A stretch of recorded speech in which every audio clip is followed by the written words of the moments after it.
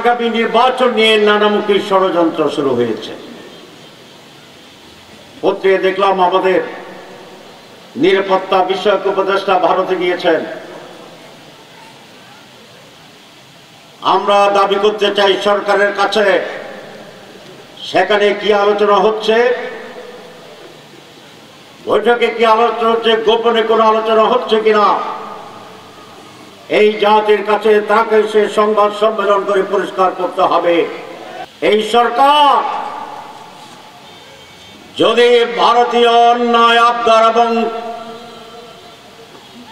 তার অন্যায় সিদ্ধান্তের প্রতি নতি স্বীকার করতে চায়, তাহলে আপনাদের পরিণতি অশুভ হবে না, পরিষ্কার বলতে চায়।